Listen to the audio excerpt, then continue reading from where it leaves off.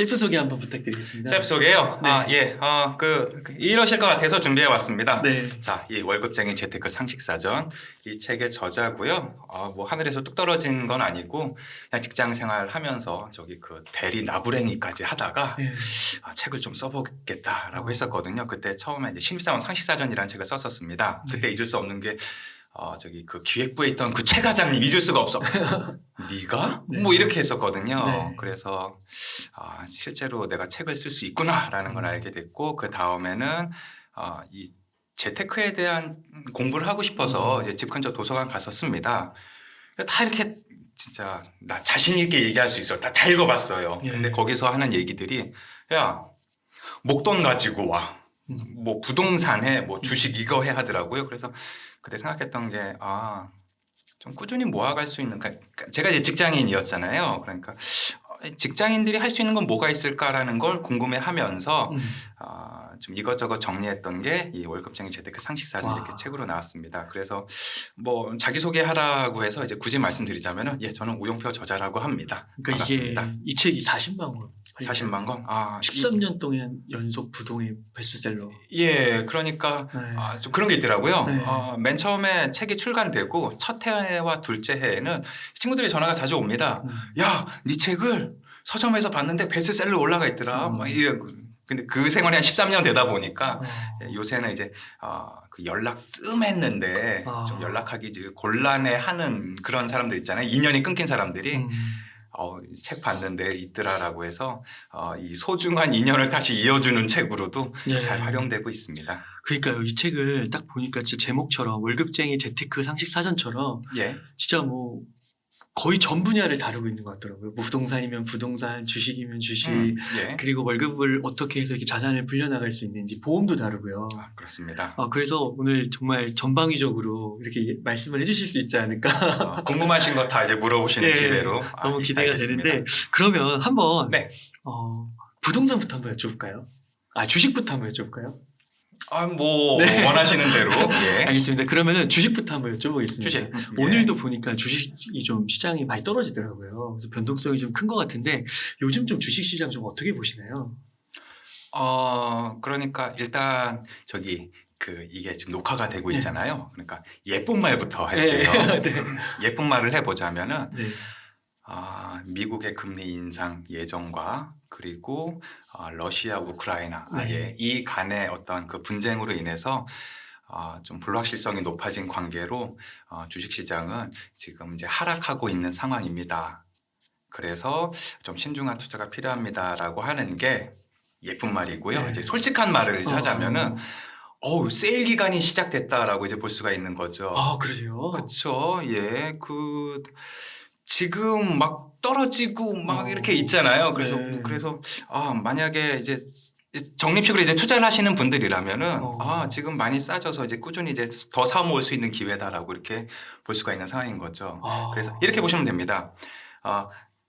지금 떨어지고 있으니까 불안해라고 이제 할 수가 있어요. 그리고 실제로도 이제 그렇게 예상이 됩니다. 그러면은 만약에 이걸 샀다가 단타로 해서 뭐 차트 좀 보고 뭐 이동 평균선을 보고 어떻게 해보겠다라고 하시는 분들은 마음의 괴로움이 많을 수밖에 없어요. 지금 하락세다 이러고요. 그런데 아예 꾸준히 처음부터 이렇게 쭉 이제 하겠다라고 하는 거는 싸든 비싸든 나하고는 상관이 없는 거예요. 왜냐하면은 지금 시점이 중요한 게 아니라 나중에 이걸 현금화할 때 시점을 보는 거잖아요. 그렇기 때문에 지금은 좀 하락세다 위험하다 이렇게 접근할 수도 있고 또 다른 방향으로는 저가 매수에 좋은 기회다 이렇게 볼 수도 있습니다. 근데 나중에 제가 하고 싶은 말이 있었는데요. 제가 마음속에 담고 있는 이건 아무리 좋아 보여도 사지 마라고 하는 것들도 이따가 보너스로 나가게 될 겁니다. 이건 하지 마예요. 그러니까 이거는 뭐 이거는 유망합니다라고 하는 거 많습니다. 그런 전문가분들도 많으세요. 그런데 이건 좀 아니다라고 하는 주식도 기회가 되면 또 말씀드리도록 하겠습니다. 그렇군요. 그러니까 지금 이게 분위기가 안 좋다 보니까 약간 뭐 공포, 두려움 이런 게 있는데 오히려 이럴 때 뭐 분할 매수 조금씩 사는 것도 나쁘지 않다. 오히려. 맞습니다. 그렇군요. 저는 오히려 처음에 솔직한 얘기를 하신다고 해서 다 팔고 현금하고 증시 떠나 뭐 이런 식으로 얘기하실 줄 알았어요. 그렇죠. 그러니까 그런 말 있잖아요. 포기하면 편하다고요. 그러니까 그러니까 다 팔고 현금화 시켜서 뭐 그런 격언들이 있습니다. 뭐 쉬는 것도 투자다. 예. 쉬는 게 어떻게 투자야? 뭐 이런 생각이 들거든요. 네. 그러니까 그냥 꾸준히, 그러니까 직장인들의 경우에는 꾸준히 월급에서 일정 부분을 떼어서 이제 투자를 한다라고 하면은 지금 이렇게 하는 것들이 나중에 이제 열매가 돼서 돌아오잖아요. 그럼 그 열매가 더 달콤하게 될 수가 있는 거죠. 그러니까 이 뭐 엄청난 자산가 분들은 뭐 반토막이 됐어 하면은 굉장히 이제 영향이 큽니다. 근데 직장인들의 경우에는 꾸준히 모아가는 거니까 지금 조금씩 뭐 이렇게 접근하는 게 오히려 이제 가능하고 옛날에는 요 주식을 하나밖에 못 샀는데 뭐 1.5개 살 수 있어 뭐 이렇게 이제 볼 수가 있는 거니까요. 분할 매수의 좋은 기회로 이렇게 삼을 수 있다 볼 수 있습니다. 그러니까 이 그 주식 시장을 거의 10수년 동안 보셨고 또 재테크의 저런 부류의 베스트셀러 책을 써주셨는데 그 관찰 결과 과거에도 근데 이런 일들이 좀 있었는데 그때도 이런 식으로 투자를 하는 게 오히려 결과가 더 좋아졌다라고 보시는 거잖아요. 맞습니다. 와, 그렇구나. 실제로 그런가요? 과거에 이렇게 이런 상황에서도 적립식으로 매수했던 분들의 결과가? 이렇게 보시면 됩니다. 네. 세미나 할 때 네. 이제 여쭤봅니다. 뭐 한 10년 전, 20년 전 돌아가면 뭐 사실래요? 다들 뭐 이제 사겠다고 하세요. 뭐 예를 들면 대표적인 게 부동산 좋아하시는 분들은 얘 영혼까지 끌어모아서 뭐 강남에 있는 재건축 아파트 살 거예요라고 하는 분이 계시고요. 또 주식에서는 뭐 무조건 SK텔레콤, 삼성전자 사겠습니다라고 하는 분이 계세요. 근데 안 사셨어요. 예. 그러니까 항상 이제 위기가 왔을 때 좀 사야겠다. 아니면은 그래도 내가 좀 계속 모아야겠다, 투자를 해야겠다라고 하시는 분들은 결론적으로는 항상 이제 해피엔딩을 맞이하십니다. 가장 비근한 예로 2020년 3월 이 코로나19로 인해서 전 세계 증시가 이제 반토막이 난 적이 있었잖아요. 네. 그때 야, 다 팔고 떠나자라고 하시는 분들은 이제 마음은 편하셨을 테지만 그럼에도 불구하고 그래도 좀 하던 거 좀 계속하자 아니면 좀 꾸준히 하자라고 하셨던 분들은 일단 지수를 기준으로 보면은 이제 곱하기 2가 이제 된 상황 아니었습니까? 그렇기 때문에 뭐 지금 뭐 여러 가지 뭐 불확실성이 높다라고 하는 것들, 그것들은 오히려 이제 좋은 기회로 이제 작용할 수 있다 볼 수 있습니다. 그렇군요. 네. 그러면 혹시 그런 예상도 하시나요? 뭐 지수가 네. 뭐 지금 뭐 2,600 얼마인데, 네. 뭐 2,500, 2,400 이런 것도 좀 개인적으로 투자를 하실 때 생각하시나요? 그러니까 항상 생각합니다. 코스피 지수가 오늘은 3,000이지만 내일은 제로가 될 수도 있어. 예. 그러니까 마음의 대비를 하면은 역경이 왔을 때 미리 좀 버틸 만한 힘을 줍니다. 그러니까 이런 거죠. 사람들이 저지르는 가장 큰 실수가 내가 샀으니까 코스피 지수는 3,000에서 이제 5,000 될 거야, 6,000 될 거야.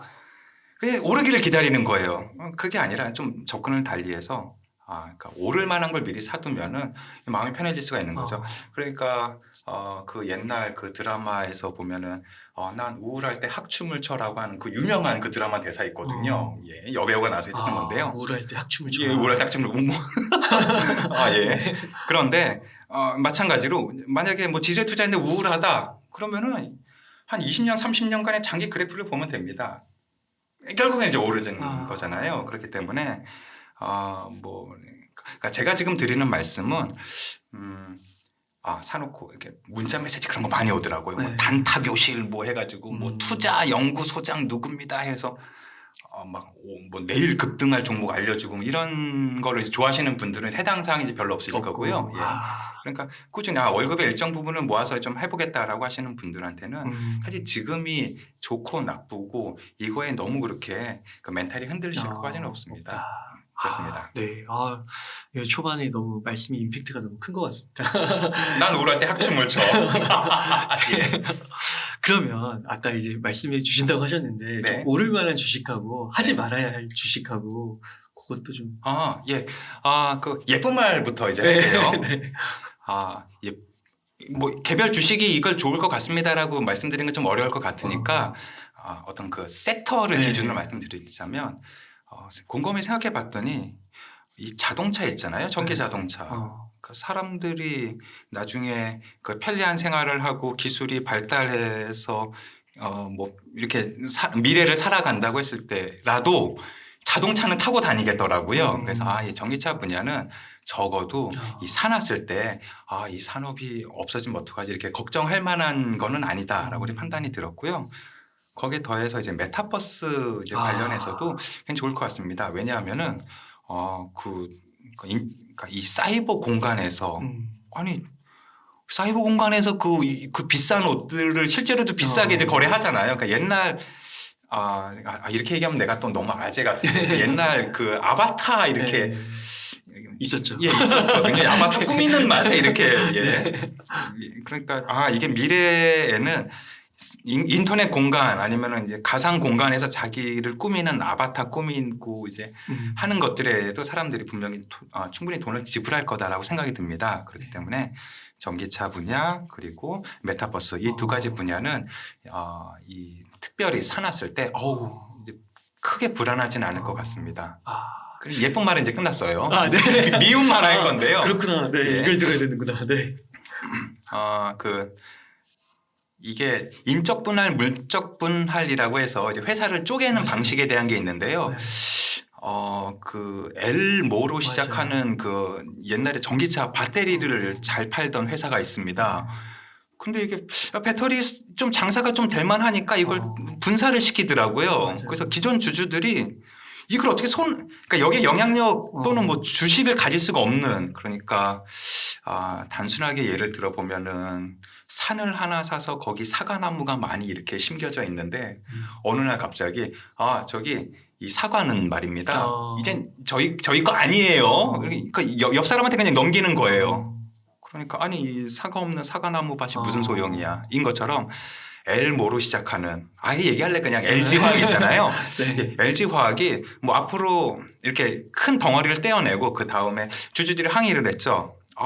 이 핵심 사업을 앞으로 유망한 사업을 떼어내면 어떡합니까? 그러니까 LG화학에서 얘기해 준 건 저희가 좀 더 잘하겠습니다. 주가 관리 잘하겠습니다. 이게 무슨 얘기야라는 생각이 들더라고요. 그래서 LG화학은 이 주주들을 얼마나 호구로 보는가를 잘 알 수 있는 그런 회사라고 저는 판단을 하고요. 그리고 호구 얘기가 나온 김에 또 이것도 얘기해야 돼? NC 소프트라는 그 게임 회사 있습니다. 네. 예, 거기는 일명 린저씨라고 해서 거기 그 소비 규모가 엄청나더라고요. 맞아요. 뭐 캐릭터 업그레이드 하는데 뭐 몇 천만 원 몇 억을 쓰는 무슨 검 있던데. 예, 그러니까 이 게임에서 기꺼이 돈을 지불하게 만드는 그 범위를 너무 확장을 시켜서요. 진짜 쥐어짤 만큼 쥐어짜더라고요. 그러니까 이제 거기 얘기를 들어보면 이제 스스로를 개돼지라고 표현을 합니다. 그 유저들이요, 자기 자신들을. 근데 개돼지들이 이제 나가 떨어지고 있고, 그러니까 새로운 게임을 출시를 해도, 그러니까 리니지라는 그 사업 모델, 그러니까 너 좋은 아이템 갖고 싶어? 그럼 돈 내. 근데 돈을 내고 사는 게 아니라 이걸 또 확률에 의해서 이제 뽑기처럼 되는 거니까 사람들이 이제 나가 떨어지는 거죠. 실망을 하고. 다른 게임들도 이제 출시 예정작들도 이제 이와 비슷한 어떤 사업 구조를 가지고 있지 않을까라고 예상이 돼서 2021년 기준에서 100만 원까지 갔던 이제 주당 가격이 최근에 그러니까 2022년 3월 기준에서 50만 원 아래로까지 형성이 되고 있습니다. 이건 이제 유저들이 이제 떠나가고 있다라고 하는 거를 나타낸과 동시에 그리고 과연 앞으로는 그럼 새로운 게임이 나와서 다시 매출이 늘어나고 할 것이냐, 요게 좀 부정적이거든요. 그렇기 때문에 NC 소프트라는 회사도 어떻게 가격이 이제 진행되고 있는지 흥미롭게 지켜볼 만은 하지만 내가 직접 투자하기에는 그리고 심지어는 앞서 말씀드렸던 지금 저가 매수의 기회입니다라고 하는 거 있잖아요. 거기도 해당 인상이 없습니다. 예. 그러니까 저가 매수라는 거는 결국에는 사뒀다가 낮아졌다가 올라갔다가 이렇게 하면서 점점 오르는 모습을 보여야 되는데 NC 소프트는 좀 그러기 힘들겠다 이제 싶고요. 그리고 카카오 계열도 이게 일단 회사 임원진이 자기가 갖고 있는 주식을 파는 회사는 이거는 좀 피해야 돼. 카카오도 뭐가 좀 될라 하면은 카카오 뭐 해서 뭐 계열사로 만들어서 하는 거니까 이런 것들. 그리고 마지막으로는 제가 좀 부정적인 어떤 그런 관점을 가지고 있다라는 걸 미리 이제 배경에 깔고 말씀드리자면 우리나라는 제약주는 아직까지는 뭐 무슨 임상 실험 성공했다라고 뭐 뉴스는 뭐 1상, 2상, 3상 이렇게 되면서 가격이 오르긴 하는데 진짜 신약이 어떻게 제대로 출시되는 거를 좀 잘 못 본 것 같아서 뭐 암을 뭐 어떻게 한다, 뭐 무릎 관절을 어떻게 한다라고 하는 것들은 좀 피하시는 거예요. 제약 관련주는 우리 말고도 이제 투자하실 분들 많으니까 음. 예, 좀 피하시면 어떨까 이렇게 생각이 듭니다. 네, 그래서 제약도 뭐 다 그렇진 않겠지만 진짜 좀 더 구체적으로 보면은 또 한두 개 있을 수도 있잖아요. 예. 그러니까 네, 근데 이렇게 보시면 됩니다. 네. 그러니까 예쁜 말을 먼저 하자면은 네.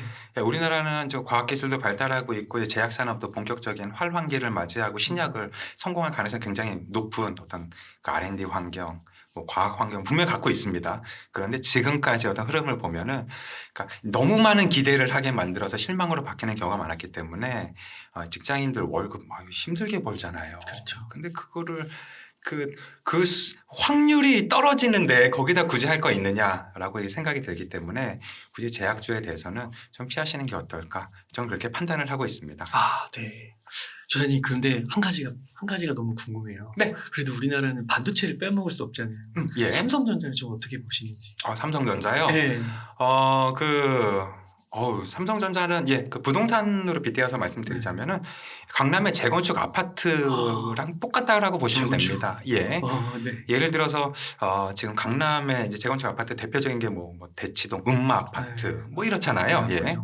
그러면은 그게 뭐 30억이 됐다가 뭐 20억이 됐다가 뭐 40억으로 오를 것도 같고 등락이 이렇게 있습니다. 그러면은 그 재건축 아파트 갖고 있는 분들이 야 내가 32억에 샀는데 야 오늘 시세 보니까 25억이더라. 나 큰일 났어 어떻게 라고 걱정 안 해요.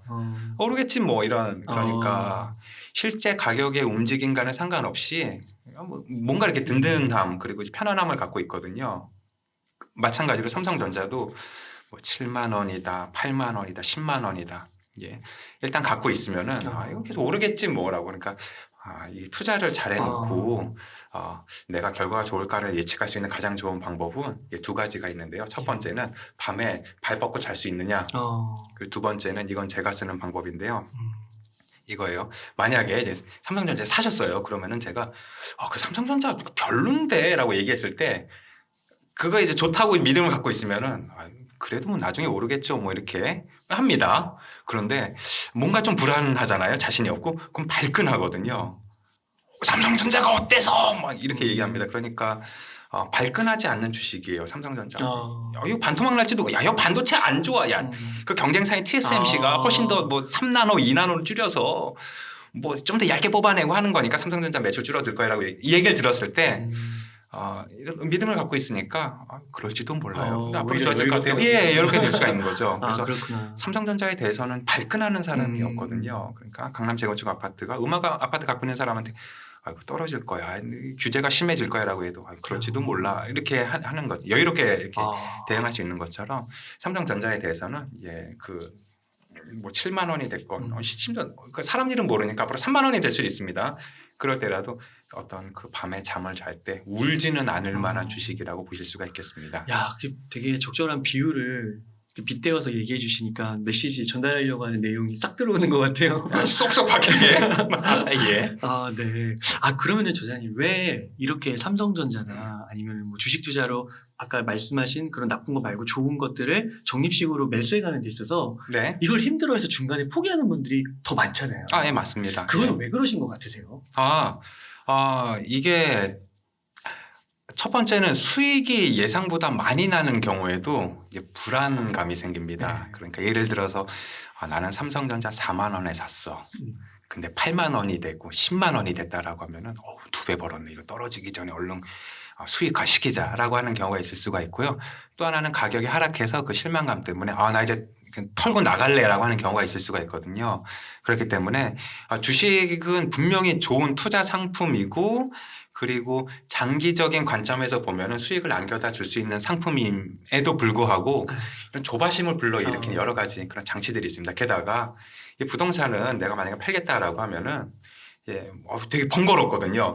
자, 첫 번째, 부동산에 연락해야 됩니다. 사장님 좀 내놔주세요. 그렇구나. 그리고 뭐 계약금, 중도금, 잔금 이런 거 하면 대략 한 달, 뭐 2달 이렇게 이제 봐야 되거든요. 중간에도 마음이 바뀌어서 뭐 갖고 있자 뭐 이렇게 될 수도 있는데요. 주식은 좀 팔아야겠다 하잖아요. 그러면은 10분 후에는 팔려 있거든요. 그렇기 때문에 그 편리함에 오히려 마이너스로 작용하는 경우가 있습니다. 네. 그러면은 혹시 또 그 국내 주식뿐만 아니라 혹시 미국 주식도 보시나요? 예, 네. 같이 하고 있습니다. 미국 주식은 좀 어떻게 보세요? 그 미국 주식 굉장히 유망하고 좋다라고 봅니다. 왜냐하면 이게 그러니까 우리나라 주식에 대해서 뭐 나쁘게 이제 말씀드리려는 건 아니지만 만약에 한국에 있는 A 기업과 미국에 있는 B 기업이 똑같이 회계 부정을 저질렀다라고 가정을 해볼게요. 그럼 회계 부정을 저질렀다라고 했을 때 우리나라에서 이제 판결 나는 걸 보면은 뭐 대표이사 해임 권고, 과징금 5억에서 20억 뭐 이 정도입니다. 그러니까 솜방망이에요. 예. 근데 미국의 경우에는 야 너 25년 뭐 이런 식이거든요. 그러니까 말 그대로 이제 손모가지 날아갑니다. 예. 그 회계 장부 잘못 건드리면. 왜냐하면은 이 서구 사회의 경우에는 어떤 신뢰를 가장 기본으로 하고 있기 때문에 저 신뢰를 무너뜨렸어. 그럼 너는 믿을 수 없어. 너는 벌을 받아야 돼. 뭐 이렇게 접근을 합니다. 그렇기 때문에 미국 주식의 그러니까 제가 좋아하는 미국 주식의 가장 큰 특징은 회계에 있어서는 적어도 얘네들이 발표하는 거에 있어서는 거짓말은 아니다.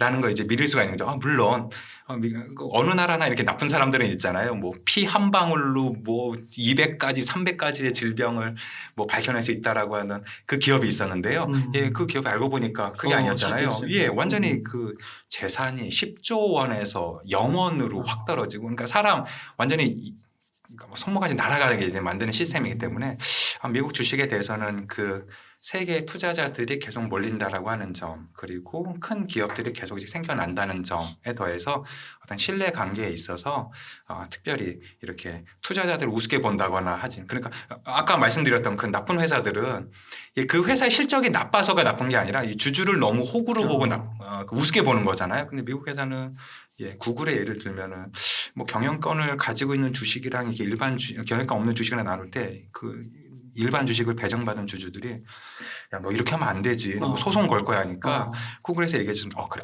미안하고요. 대신 그 가격 범위를 이게 그 주식 그 경영권 없는 거라고 해서 막 반토막 나고 하진 않고 그 차이를 1% 이내로 이제 저희가 유지하겠습니다라고 얘기했고 실제로 유지하고 있습니다. 그래서 그렇구나. 각종 지수에서 보면은 알파벳 A주, C주 이게 가격 차이가 거의 없어요. 걔네는 약간 미국 주식은 이렇게 뭔가 주주들을 위한 장치들을 마련하고 있기 때문에 소액 주주들을 위해서. 맞습니다. 거기 더해서 그 배당의 문제에 있어서도 우리나라는 그 배당을 해줄 때 1년에 한 번 해줍니다. 그래서 자 1년에 한 번 자 회계장부 결산해 보고 자 주주님들 이익을 드리겠습니다. 이렇게 되는 거거든요. 미국 회사의 경우에는 3개월에 한 번, 1년에 4번을 해주니까 뭔가 계속 나를 좀 배려해 주는 것 같아. 이런 느낌적인 느낌도 받을 수가 있습니다. 그래서 만약에 주식을 하겠다라고 하시는 경우에는 가장 좋은 건 ETF로 약간의 그러니까 개별 주식이 가지는 어떤 변동성에 대한 내성을 어떤 장치를 이제 ETF로 한번 마련해 보시면 좋겠고요. 그렇지 않고 내가 직접 투자하겠다라고 하시면은 한국에서는 삼성전자 하시면 좋겠고 미국에서는 우리가 아는 회사들 많잖아요. 뭐 애플이니 뭐니 하는 것들 그런 것도 하시면 좀 좋다 생각을 합니다. 그러면 이게 100%라고 했을 때 미국 주식과 한국 주식의 비율은 어느 정도 가져가면 좋을까요? 그러니까 미국 주식의 절대적인 비중을 좀 더 많이 가져가세요라고 하면 그 우영표 작가님은 대한민국을 사랑하지 않으시는 건가요라고 말씀하실까봐 먼저 예쁜 버전으로 말씀드리자면은 그 분산의 어떤 관점에서 보면은 반반씩 하시면은 뭐 관리하기도 좋고 이제 좋으실 겁니다라고 이제 말씀드릴 수가 있을 것 같고, 그리고 이제 속마음을 말씀드리자면은 한 2대8 정도로 대한민국이 뭐 미국 8, 그래서 미국 뭐 ETF 중에서 뭐 S&P랑 연결되는 거, 뭐 나스닥 뭐 이렇게 연결되는 것들 하시면은 좀 더 좋지 않을까 생각을 합니다. 네. 재밌네요. 솔직한 버전과 착한 버전. 네. 네. 그러면요, 저자님, 보통 제가 신문을 보니까 가구당 소득이 한 350 정도 된다고 하더라고요. 맞습니다. 이런 분들이 이제 사회생활을 시작하면서 결혼도 하시고, 이제 부자가 되기 위해서 경제적 자유를 얻기 위해서 이제 재테크를 하실 거잖아요. 좀 그 정도 버는 분들은 좀 어떻게 투자를 해가면 좋은가요? 좀 구체적으로 좀 가이드라인이 가능하실까요? 제가 지금까지 이제 나 갑자기 또 이상한 거 패러디하고 싶어졌어. 내가 코치를 한 지 10년이 지났는데 어떻게 지금까지 살아왔느냐. 뭐 첫 번째 10명 중에 한 명은 뭐 감옥도 가고 그러니까 지금까지 꾸준히 이렇게 코치를 해오면서 느꼈던 게요. 그러니까 네가 얼마 버는 건 중요하지 않아 하더라고요. 그래요? 그러니까 네가 대신 얼마를 투자하는 게 중요해. 거기 더해서 저 힘들어도 계속 할 수 있으면은 너는 성공할 거야가 눈에 보이더라고요. 예를 들면 이런 경우가 있었습니다. 뭐 이렇게 조언을 해주고 이렇게 코칭을 해드렸었는데 뭔가 그렇게 그러니까 이견이 많으신 분이었어요. 예를 들어서 요거를 하면 좋겠습니다 말씀드리면 요거보다 요게 좋지 않을까요? 그러면은 사실 뭐 투자에 있어서든 재테크에 있어서 뭐 절대적인 정답은 없기 때문에 그러면 그것도 뭐 이 범위 내에서 나쁘지 않은 선택입니다 이렇게 말씀드리잖아요. 그럼 그걸 또 안 하고 이거보다 이게 어떨까요? 그러니까 이 망설이다가 시간만 가게 되는 분들은 결국에는 이제 그러니까 어떤 성공을 이루지 못하고 오히려 그러니까 당신한테 속았어. 뭐라고 이렇게 저를 원망하시던 분들이 나중에는 고마워 이렇게 얘기를 하는 경우가 있습니다. 그래서 그러니까 급여의 크기가 이제 뭐 나는 뭐 작어라고 하는 것보다는 그 같은 급여에서 얼마를 이렇게 계속 할 수 있느냐. 그리고 만약에 금액이 작다라고 생각이 되면 길게 하면 됩니다. 네. 꾸준히 이렇게 해 나가는 거.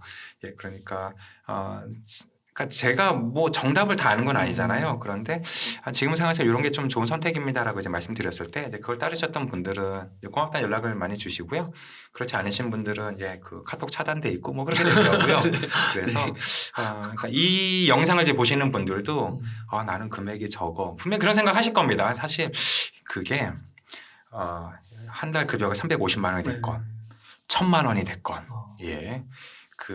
큰 차이는 없습니다. 모든 사람이 다 너무 적어. 지금 투자할 돈 없어. 분명히 이렇게 생각을 하시더라고요. 제 그 대학교 동기들이 지금 일반 기업에서 이제 부장님 뭐 이 정도 이제 고참 부장님 정도 됩니다. 그분들도 그 친구들도 돈이 조금 더 생기면 아이 학원 더 보내야지. 한 달 이거 월급 이거 갖고 부족해. 이렇게 한번 주는 소리를 해요. 그러니까 이 내 급여의 수준이 중요한 게 아니라 그 중에서 얼마를 내가 투입할 수 있느냐. 요걸 기준으로 좀 볼 수가 있겠고 책 선전을 잠깐 하자면은 이 포트폴리오 어떻게 짜고 어떻게 그 돈이 모아지는지 자세하게 책에 또 적어놓은 게 있으니까요. 그거 한번 참고해 보시면 좋으실 것 같습니다. 네. 저자님 그래도 한 300만 원 벌면 좀 그래도 어느 정도는 투자해야 된다 이런 비율이 있을까요? 그렇다고 막 10만 원 이렇게 하면 안 되잖아요. 이렇게 보시면 되겠습니다. 급여가 300만 원이다라고 했을 때 실제로 이렇게 보면은 한 100만 원에서 150만 원 정도까지 뭐 자유롭게 투자하고 또 생활비로 쓰고 이제 반반 이렇게 이제 가능하더라고요. 그래서 이걸 생각하시면 돼요. 헬스클럽 가는 게 세상에서 가장 어려운 일이잖아요.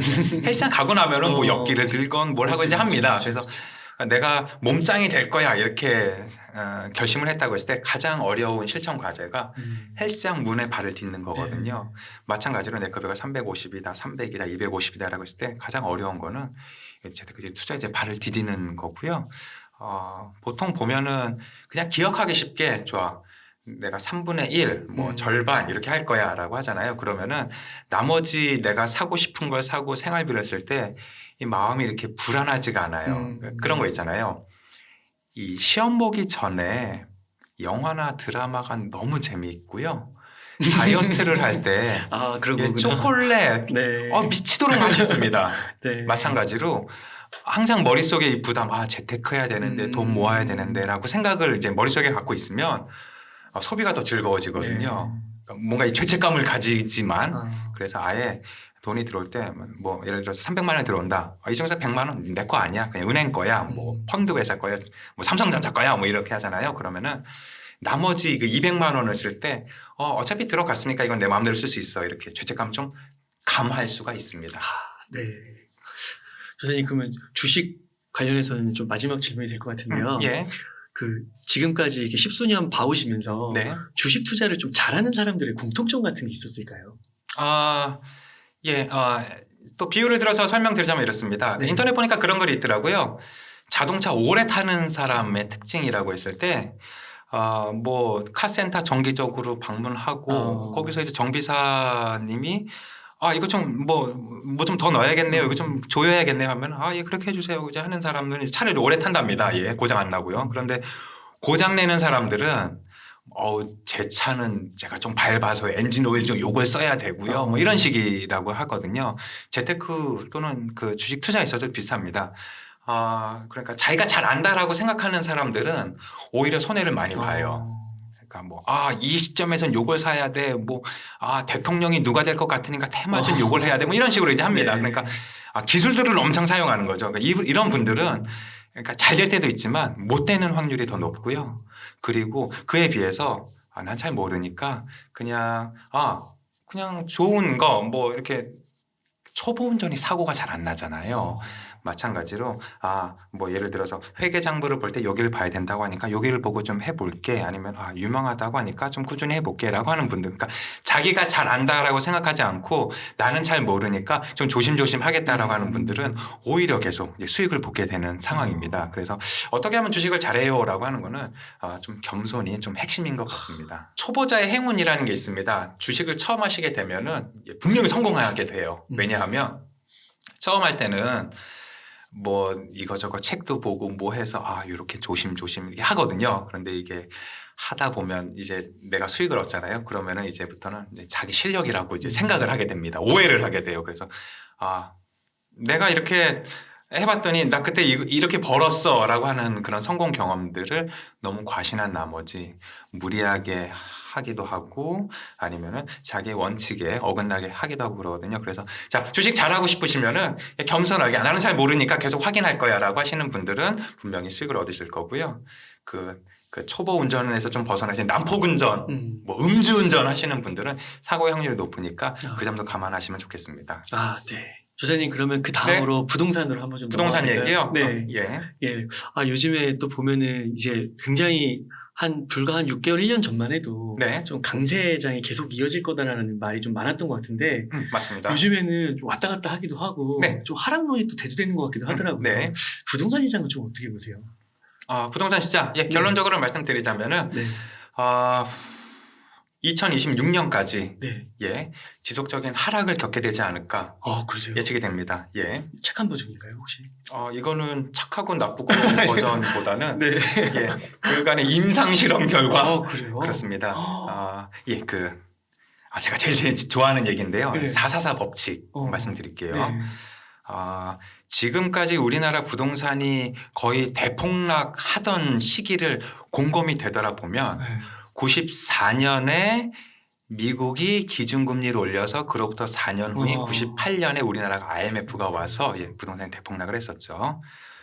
그 이제 10년이 지나서 이번이 2004년에 또 미국이 다시 기준금리를 올려서 그로부터 4년 후인 2008년에 미국 금융위기 리먼 브러더스 사태 이런 게 왔습니다. 그래서 곰곰이 생각해보면 끝자리가 4로 끝나는데 미국이 기준금리를 올리면 그로부터 4년 후인 우리나라 그러니까 4년 후가 되면 우리나라는 부동산 폭락을 겪게 됩니다. 그래서 요게 그거잖아요. 한 번은 우연인데 이제 두 번부터는 이제 패턴이 되는 겁니다.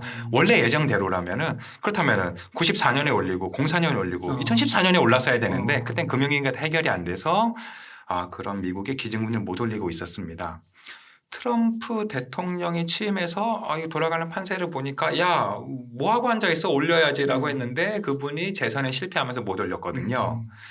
그런데 지금 미국에서 기준금리 우리 내년에 한 3-4번 올리고요. 앞으로 한 10번쯤 올릴게요 라고 얘기하고 있습니다. 그러면 기준금리가 올라간다는 얘기거든요. 그렇다면은 2022년부터 미국의 기준금리가 오른다고 가정을 했을 때 그로부터 4년 후에 2026년에는 우리나라 부동산은 굉장한 하락을 겪을 거다. 이렇게 유추를 해볼 수가 있습니다.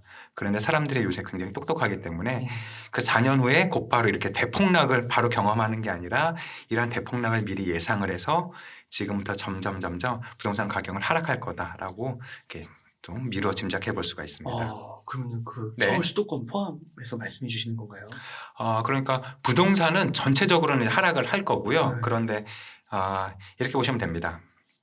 하락을 해도 또 살아남는 사람은 살아남고 뭐 이렇게 되잖아요. 그래서 어떤 일부 단지들 그러니까 그 수요가 굉장히 단단한 곳들은 계속 그 상승세를 유지할 거고 그 나머지 지역들은 하락을 할 거다 이렇게 예상을 해볼 수가 있습니다. 예를 들어보면 이렇죠. 그러니까 수도권 일부 지방의 경우에는 저 왜 상승했나를 보면은 뭔가 교통이 획기적으로 좋아졌다. 아니면 여기 명문학교가 생겼다가 아니고요. 여기는 그동안 규제 지역에 포함이 안 된대. 라고 해서 이제 오른 지역들이 이렇게 있습니다. 그러면은 전체적으로 하락을 하게 되면은 그러니까 특별히 상승할 이유가 없었는데 상승했던 지역이라면은 그 상승분이 이렇게 있잖아요.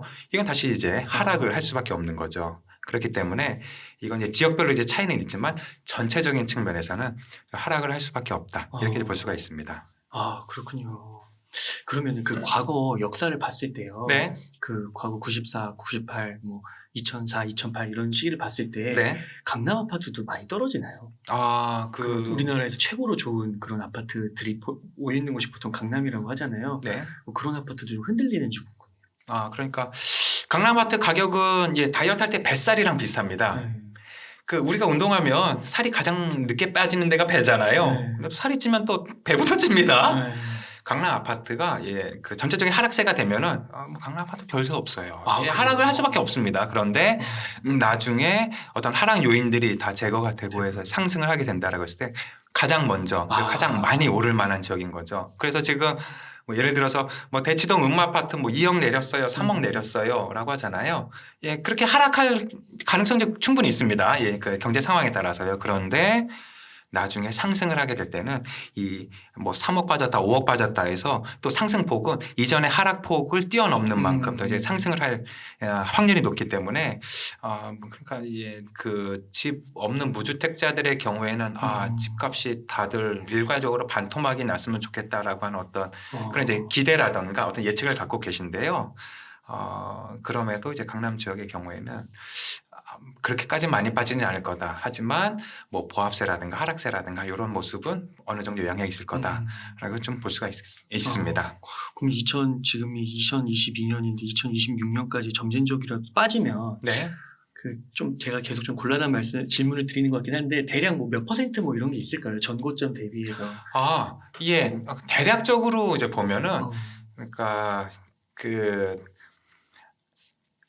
정부에서 26차례 이상의 부동산 대책을 내놓으면서 가격 상승한 폭이 대략 한 2배 됐다고 이제 볼 수가 있습니다. 그러니까 예를 들어서 5억이었던 집이 이제 10억으로 이제 올라가는 거예요. 그러면은 이 원래대로 그냥 특별한 대책이 없었으면 한 6억에서 7억 정도 됐을 텐데 이제 과하게 이제 오른 거잖아요. 10억이면은. 그러면은 그냥 정상적으로 아니면 특별히 이슈가 없었을 때 이제 상승했던 거를 감안하면은 한 30% 정도 빠지는 걸로 전국 평균이 되지 않을까. 여기서 전국 평균이라고 말씀드리는 이유는 그러니까 지방이라든가 아니면 수도권 이외의 지역에서는 더 많이 하락할 거고 수요가 계속 꾸준히 있는 이 수도권과 서울의 지역에는 10% 20% 이런 하락해서 이제 평균적으로 한 30% 정도 하락하지 않을까 좀 예상을 해볼 수가 있습니다.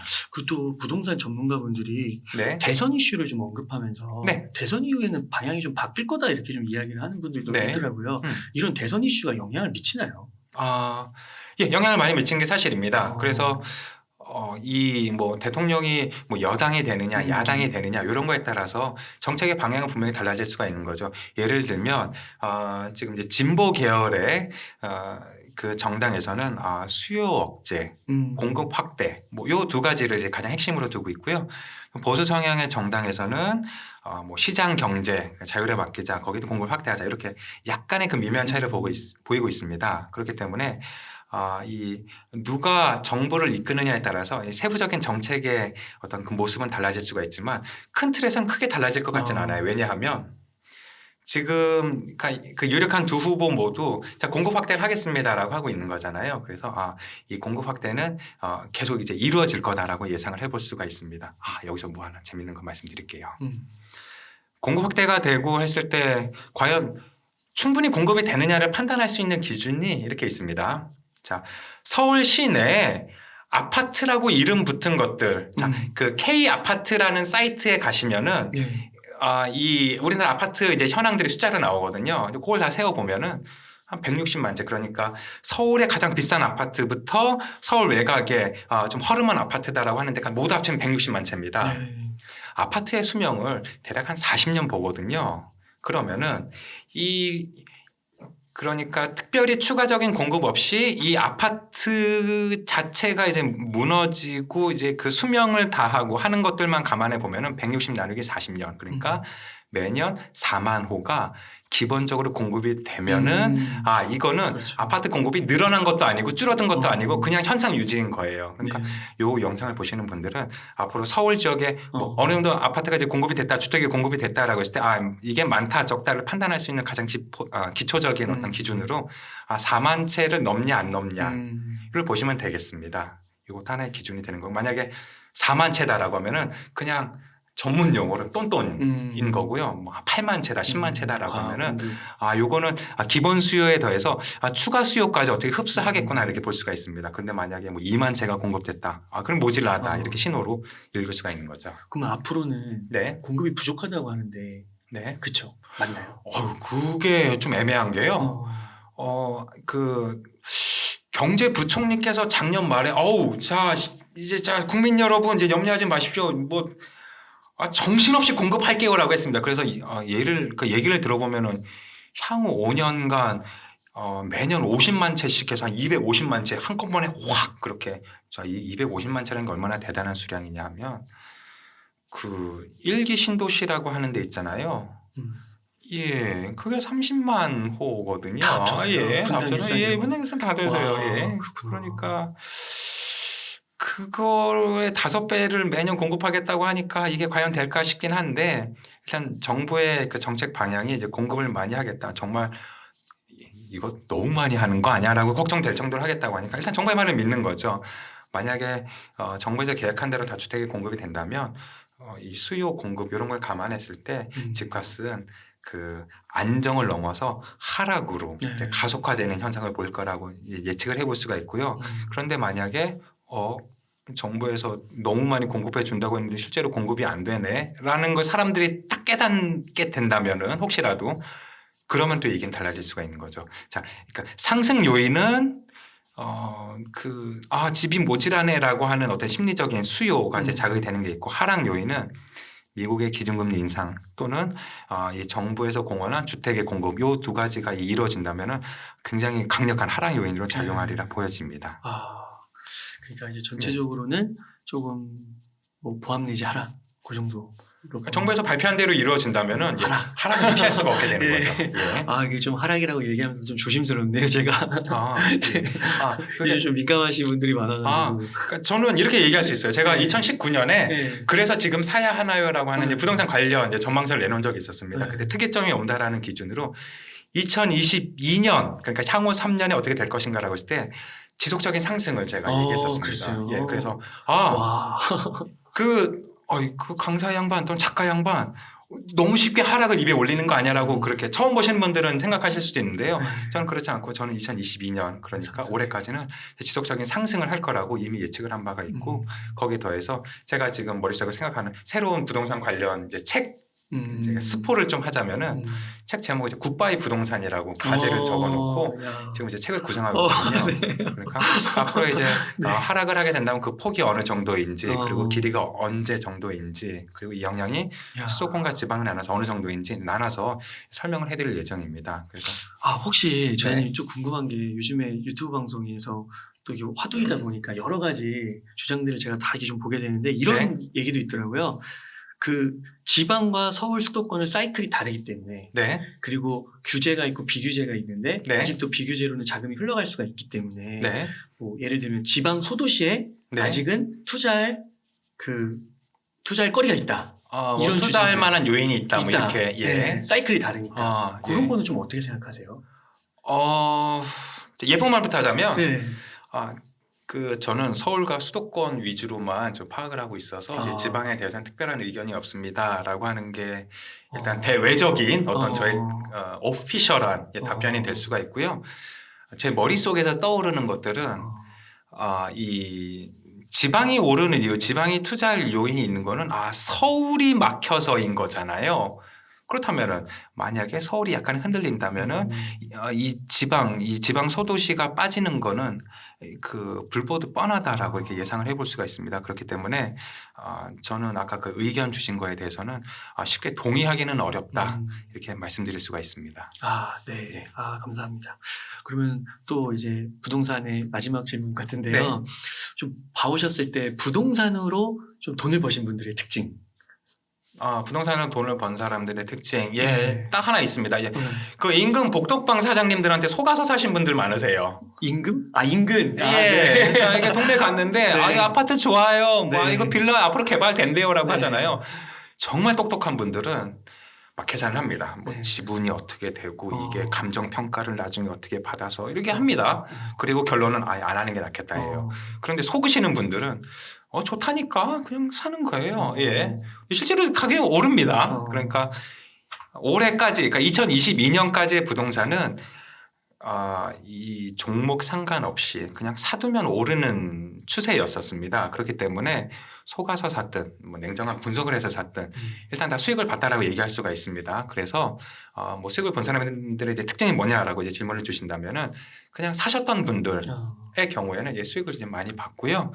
너무 계산기를 두들기셨던 분들은 이거 부동산 이거 상승률 생각해 보니까 차라리 그 주식 상승률이 더 낫지 않냐라고 해서 이제 주식을 이제 하시고, 그러니까 부동산만을 이렇게 테이블에 놓고 봤을 때는 그냥 뭐가 됐든 투자를 하셨던 분들, 매입을 하셨던 분들은 플러스의 효과를 얻으셨다. 이게 앞으로 어떻게 계속 이어질지는 아직 미지수입니다만 적어도 지금까지는 그랬다라고 이렇게 정리를 해볼 수가 있습니다.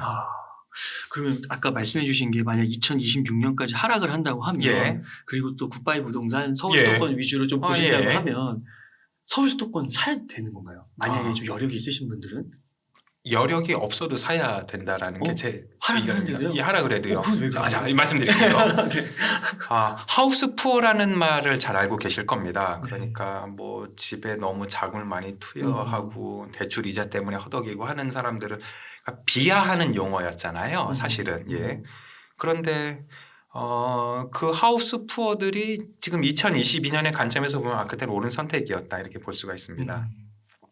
저는 이왕 집이 있어도 푸어하고 집이 없어도 푸어합니다. 월급은 항상 부족하거든요. 그 이왕이면 집 있게 푸어하자라고 하는 생각을 갖고 있고요. 게다가 뭐 2026년까지 떨어지니까 자 오르기 전날 내가 살 거야라고 하는 건 사실 오른 시점을 아무도 알 수가 없을 뿐더러 거기에 더해서 집을 사서 실거주를 하게 된다면 사실 집값이 뭐 반토막이 났건 2배가 됐건 그건 특별히 상관이 없습니다. 그런데 그렇게 사둬야 되는 이유는 나중에 전세값이 너무 많이 오르지 않을까라고 하는 어떤 그 해지라고 부르는 거잖아요. 그 위험의 분산을 시키는, 그리고 어떤 심리적인 만족 이런 것들을 얻기 위해서는 이왕이면 이왕 푸어할 거면 집 있게 푸어하자. 그래서 지금 여기는 앞으로 떨어질 거니까 내가 나중에 오를 때 살게요가 아니고 떨어지는 걸 알지만 그래도 내가 지금 실제로 거주해야 되니까 좀 사자라고 해서 만약에 좋은 기회가 있다라고 하시는 경우라면은 금매가 있다 뭐 이런 경우. 금매가 있다. 그리고 금매는 올해 많이 나올 것 같습니다. 왜냐하면 집값이 좀 더 떨어질 것 같아라고 하면 분명히 불안한 분들도 계시고 하거든요. 그렇기 때문에 그런 것들을 이제 좋은 기회로 활용하시게 되면은 분명히 뭐 값이 올랐어요가 아니에요. 2026년까지는 언제 오르는 거야? 분명히 어떤 지루한 시간이 이제 계속될 수가 있는데요. 그 이후에 그러니까 IMF 때 회복하고 금융위기 때 회복하고 이제 부동산 가격이 전체적인 상승을 이뤘던 것처럼 이번에 그 미국의 기준금리 인상도 어느 정도 이후에는 다시 저금리 기조로 돌아간다라고 했을 때는 뭐 유동성이라든가 이런 거 영향으로 분명히 상승할 여력이 있으니까 그때 좀 보람을 찾으실 수 있을 겁니다. 요렇게 좀 제가 이해를 해도 될까요? 만약에 뭐 10억짜리가 있는데 그게 막 뭐 반토막이든 막 3억, 2억 이렇게 떨어지는 경우는 없고 또 그걸 사면 거기에서 또 사용할 수도 있는 거고 또 특히 뭐 자녀가 있으면 초등학교도 보내야 되니까 친구들도 사귀고 그런 걸 생각했을 때는 뭐 2, 3년, 4년까지 뭐 기다리기보다는 지금 조금 뭐 약간 부담이 되는 정도라면은 사는 게 오히려 나을 수 있다. 맞습니다. 앞으로 향후 5년 동안 내가 계속 직장 생활을 하면서 대출이자를 갚아갈 수 있을 정도의 상황이다라고 하면은 예, 과감하게 한번 이제 접근해 보시면 좋으실 것 같습니다. 아, 네. 먼저 암호화폐에 대해서도 한번 질문을 드릴게요. 암호화폐도 괜찮으신가요? 암호화폐. 요즘에 너무 예. 관심이 점점 뜨거워지고 정말 어제하고 오늘이 다른 것 같아요. 인식들이 예. 바뀌는 것 같아요. 자, 이렇게 보시면 되겠습니다. 네. 이 세상에서 가장 똑똑한 분들도 오른다 내린다 이건 쓸모가 있다 없다 논쟁 중이세요. 그러니까 저는 감히 그런 분들의 의견이 맞다 틀리다라고 얘기는 못 하고요. 네. 이렇게 보시면 되겠습니다. 요새 그 말이 많더라고요. 이거 회색 코끼리. 그러니까 야, 너 회색 코끼리는 생각하지 마라고 이야기하면 머릿속에 회색 코끼리가 떠오르잖아요. 그렇죠, 그렇죠. 야, 암호화폐 생각하지 마. 또는 암호화폐가 어떨까라고. 그러니까 사람들은 이미 그러니까 암호화폐에 대해서는 일종의 투자 상품으로 인식을 하기 시작했습니다. 그러니까 이게 값이 오르냐 이제 떨어지냐는 그 다음 문제로 보고 일단 사람들이 다 알아요. 그러니까 뭐 금, 뭐 은 이런 어떤 실물이 있는 어떤 안전 자산처럼 암호화폐도 뭔가 투자재로서 그렇게 이제 기능을 하게 된다라고 사람들이 인식을 하기 시작한 거죠. 그렇게 된다라면은 이거는 투자 상품으로 이제 플러스 마이너스가 될 어떤 그런 흐름은 있겠지만 이거는 앞으로 전혀 쓸모 없어질 거야라고 하는 건 이제 어려워진 상황이기 때문에 암호화폐에 대해서는 뭐 전재산을 들여서 투자하세요 또는 이거는 앞으로 뭐 이거 가치가 없어질 겁니다라고 그렇게 그러니까 값이 어떻게 되느냐의 문제는 뒤로 두고 우선은 암호화폐 자체는 어떤 투자 상품으로서 역할은 분명히 계속 이어질 거다 볼 수가 있겠습니다. 그러면은 또 혹 그 좀 다른 어떤 미디어에서는 네. 뭐 지적 사기, 뭐 허상, 네. 뭐 도박, 네. 뭐 이런 것들 이야기하고 뭐 포모 같은 거 있잖아요. 예. 자산 격차에서 오는 두려움으로 2030 세대들이 막 정신없이 뛰어들고 있다. 약간 부정적으로 보는 시선. 네.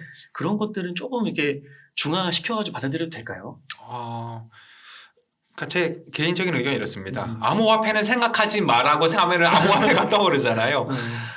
그러니까 만약에 그런 게 가치 자체가 없다면은 그렇게 의논이라거나 뭐 어떤 주장이라든가 이런 게 있을 필요가 없겠죠. 예. 그리고 암호화폐에 대해서 이렇게 부정적이라고 하면은 의견 자체가 나올 수가 없는 거고요. 그렇죠. 거기에 더해서 그 NFT 있잖아요. 네. 이게 뭐 비트 하나에 뭐 얼마다라고 하는 식이니까 그것도 NFT 생각하지 마라고 이미 이제 자리 잡고 있는 거 아니겠습니까? 그러니까 그걸 감안해서 봤을 때는 뭐 암호화폐라든가 NFT라든가 하는 것들도 그러니까 지금 단순히 젊은 세대들이 새로운 어떤 투자 기법을 찾아서 이제 뭐 열광하는 거에서 이제 떠나서 나중에 이제 대세가 되지 않을까 어떤 한 축을 담당하지 않을까 싶습니다. 갑자기 생각나는 게 1992년에 그 저의 영원한 우상 서태지와 아이들이 데뷔를 했었거든요. 그때 제가 데뷔 무대를 몇 번을 유튜브를 통해서 돌려봤었는데요. 네. 그때 그 근엄한 심사위원분들이 저도 봤어요. 예. 정말 새롭고 좋습니다. 이건 이거 청소년들에게 그 문화 대통령이 되실 겁니다라고 예상한 건 없었어요. 뭐 새롭네요. 근데 가사가 좀 완성도가 뭐 이런 식이었거든요. 지금 가상화폐, 암호화폐, 뭐 NFT 뭐 이런 것들 있잖아요. 이런 것들도 지금은 뭐 그러니까 이 기득권 또는 그러니까 이 연로하신 분들 좀 이렇게 중후하신 분들이 봤을 때는 저게 디지털 자산이라고 하는 게 과연 저게 쓸모가 있는 거야? 저 교환의 기능이 제대로 있는 거야? 중앙은행의 통제를 받지 않고도 화폐의 기능을 할 수가 있는 거야라고 분명히 의심을 많이 하시겠지만 어느 순간이 되면은 이렇게 하나의 그 축으로 이제 자리 잡을 거다라고 이제 볼 수가 있습니다. 암호화폐는 서태지와 아이들. 서태지와 아이들요. 빵 터지는 어느 순간 그렇게 될지 모르겠습니다. 그 앞서서 주식에서 메타버스를 한번 언급해 주셨잖아요. 앞으로. 네, 맞습니다. 거기에 또 NFT랑 또 이런 암호화폐가 또 연결이 되는 거잖아요. 맞습니다. 또 그렇게 한번 생각해봐도 괜찮을까요? 예. 그래서 이렇게 보시면 되겠습니다. 주식의 경우에도 사실 주식시장 전체로 놓고 보면은 굉장히 앞으로 성장세가 유지될 거다라고 하지만 중간중간에 어떤 종목들은 얘네 알고 보니까 형편없었네. 상장 폐지. 이 회사 주식은 거래하지 마세요가 되잖아요. 암호화폐도 비슷하다고 봅니다. 그 어떤 신문사는 저기 그 회원 가입 구독 이렇게 신청하면은 암호화폐 하나씩 주는 데도 있더라고요. 예. 경제신문 주더라고요. 예. 그래서 이게 그러니까 그 재산적인 가치를 떠나서 그렇게 그러니까 이것도 표현이 좀 과격하긴 합니다만 그 잡주라고 불리는 거, 심지어는 개잡주라고 불리는 것들 암호화폐도 분명히 있을 수가 있습니다. 그런 데들은 이제 피하시는 게 낫고, 그러니까 메인 그러니까 미국에서도 알고 우리나라에서도 알고 있는 암호화폐가 이렇게 몇 가지가 있잖아요. 이제 그런 화폐들이라면은 이제 특별히 어떤 거래 위험성은 없다라고 볼 수가 있겠는데 갑자기 뭐를 이거를 50원짜리인데 이거 100원에 상장할 거고 거래는 1,000원에 될 거고 이런 식으로 좀 혹하는 것들, 예, 그러니까 그런 것들은 좀 피하시는 게 좋지 않을까 생각이 듭니다. 그럼 암호화폐도 이렇게 자산으로 좀 인식이 된다고 하면 네, 이렇게 사 모아가는 네. 관점도 적용이 될 수 있을까요? 주식처럼 이제 사 모으는 거, 예, 가능할까요? 예, 가능합니다. 아. 예, 저는 그 암호화폐가 그러니까 이 그 기능이라든가 어떤 그 가치 저장을 어떻게 하느냐의 여부를 떠나서 투자의 한 축으로 이제 계속 성장해 오겠다고 생각하고 있으니까 네. 자, 암호화폐 사실 무조건 돈 벌어요가 아니에요. 투자 상품으로서 이제 기능을 할 겁니다라고 이제 봅니다. 이거 사실 금도 값이 올랐다 내렸다 하잖아요. 암호화폐도 그렇게 하는 게 당연할 수밖에 없죠. 그런데 없어지진 않을 거고 계속 이제 있을 거다 좀 볼 수가 있겠습니다. 아, 예. 와, 전현님 이렇게 해서 주식, 부동산, 암호화폐까지 정말 이렇게 순식간에 훑어주시고 너무 유익한 인사이트 많이 전해주신 것 같습니다. 짧은 시간 동안요. 네, 네. 자, 보험도 있고요, 연말정산도 네. 있고요. 쫙 이렇게 그러니까 네. 이 책을 쓸 때 일종의 입문서로 생각하시면 되겠습니다. 막 이 재테크의 주식의 부동산의 엄청난 비밀을 알려줄게가 아니고요. 자, 이러이러한 상품은 이러이러한 특징이 있습니다. 그러니까 심지어는 제가 은행에 대해서도 예금 이자 계산하고 뭐 하는 것들까지 다 설명을 해놨거든요. 그러니까 재테크에 있어서 굳이 지금 하지 않더라도 기초적인 지식을 좀 알고 싶다 또는 내가 좀 요걸 해보는데 일단 입문을 해보고 싶다라고 하시는 분들을 위해서 그거잖아요. 그 드라마에서 나오는 재벌 2세들 맨날 하는 얘기가 있습니다. 뭘 좋아할지 몰라서 다 준비해봤어. 그러니까 이 직장인분들도 어떤 걸로 시작하실지 몰라서 다 준비해봤습니다. 그렇기 때문에 이 막 심오한 진리, 뭐 투자 원칙 까지는 아니라 좀 입문 또는 기초적인 어떤 교양 차원에서 아니면 말 그대로 이 퇴근길 5분 돈 공부를 해보고 싶다라고 하시는 경우에는 제가 집필한 월급쟁이 재테크 상시사전 좀 많은 도움이 되어 드릴 겁니다. 그러니까 이게 이렇게 10년이 넘는 세월 동안 계속 개정이 되면서 나오고 40만 구독자분들이 또 보고요. 이런 게 다 이유가 있을 것 같고 고등학교 때 지금도 그런지 모르겠는데 그 공통 수학하고 수투 이런 게 있잖아요. 약간 수학의 정석, 공통 수학의 정석, 수학의 정석 그 느낌의 책인 것 같아요. 그래서 이렇게 한번 입문을 하시면서 계속해서 더 디테일하게 각 분야의 또 전문 도서들이 있으면 연결해서 보시면 너무 좋지 않을까. 그러니까 소나타 자동차를 생각하시면 될 것 같은데요. 10년 전에 나온 소나타 자동차랑 지금 그 새로 출시되는 소나타 자동차랑 이름은 같습니다.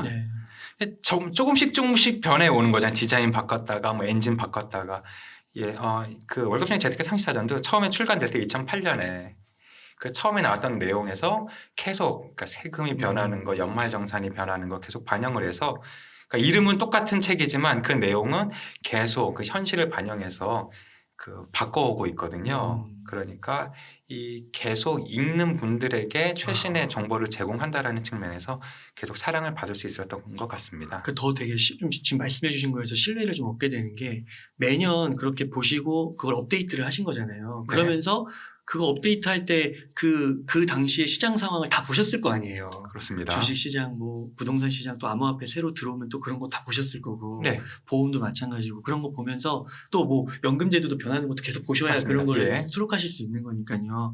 그러니까 그런 게 다 역사적인 기록에서 그걸 관찰하시면서 썼다는 거. 이 월급쟁이 재테크 상시사전 초판 보면은 연 6%도 안 되는 은행 예금 이자를 얻으려고 그 고생을 하느냐라는 문구가 있어요. 연 6%. 어마어마한. 그때는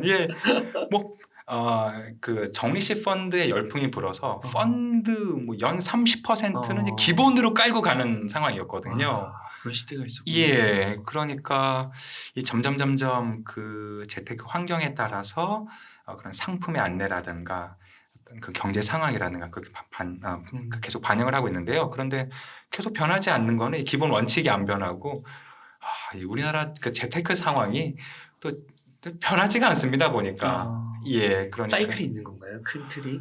그러니까 그 책에 보면 우리나라 그 재테크 대한민국 재테크 환경이라고 해서 뭐 높아지는 거, 낮아지는 거, 길어지는 거, 짧아지는 거 고저장단이란 네 글자를 표현을 했는데요. 그것들이 변하지가 않더라고요. 그러니까 뭐 높아지는 거, 물가 오르는 건 여전하고요. 낮아지는 거, 은행 예금 금리 계속 이제 돈을 맡겼을 때 얻을 수 있는 금리 낮아집니다. 우리의 수명은 계속 길어지고 대신 직장 생활은 짧아지고 그런 것들이 이게 10년 전이나 지금이나 같고 그렇다면은 이걸 봤을 때 10년 후에는 과연 은행 금리가 지금의 뭐 2%, 3%대에서 갑자기 15%, 20%로 올 거냐? 상상하기 힘듭니다. 물가 올라가고 있는데 갑자기 마이너스 5%, 10%될 것이냐? 그렇지 않을 것 같아요. 수명이 짧아지는 그럴 것 같지 않습니까? 기본적인 틀은 또 계속 유지가 되고 있습니다. 약간 자랑을 하자면은 그 당시 재테크 책에서 아무도 다루지 않았던 연말정산 요까지 있으니까요. 보통 이제 연말정산은 제가 그러니까 직원일 때, 그 사원 대리 나부랭일 때, 그 부서에서 그 회계팀 사원이 이렇게 뭐뭐뭐 준비하세요 하면 서둘러 허겁지겁 그 서류를 준비한 다음에 제출하고 통과되면 다행이다. 하지만 그 다음에 3월에는 자 우영표 사원님 뭐 더 내셔야겠네요. 뭐 이런 식의 어떤 그 쓰라린 경험을 갖고 있거든요. 그래서 연말정산도 어떻게 하면 되는지 기본 프로세스 이런 것도 잘 이제 안내를 해드렸으니까요. 도움이 되실 겁니다. 그러니까 돈을 버는 거, 뭐 관리하는 거, 뭐 세금 맡기는 거, 지금 생각해도 굉장히 좀 잘한 것 같습니다. 이거는 말씀드릴 수 있어요. 꼼꼼하게 잘했습니다. 네, 지금까지 질문들에서 좀 미처 다루지 못했거나 좀 뭐 강조하고 싶으신 말씀 있으실까요? 딱 하나 있어요. 자, 요거는 이제 궁서체로 좀 각 잡고 말씀드릴 게 있는데요. 저기 2022년 1월 4일에 제 블로그에 누가 그 안부 메시지로 그렇게 그 남겨놓은 게 있었습니다. 무슨 투자 연구소 소장이라고 해서 확정 수익을 지급할 테니까 자기를 믿고 투자하라고 우용표 소장 그러니까 제 사진을 다 넣고 우용표 제 이력을 다 넣고 이렇게 했더라고요. 그래서 실제로 피해를 입은 분들이 계시고 또 그거에 그러니까 이 저자라는 거를 믿고 이렇게 연락하셨던 분들이 수많은 스팸 메일과 스팸 메시지로 이렇게 고통을 받으신 사례가 있습니다.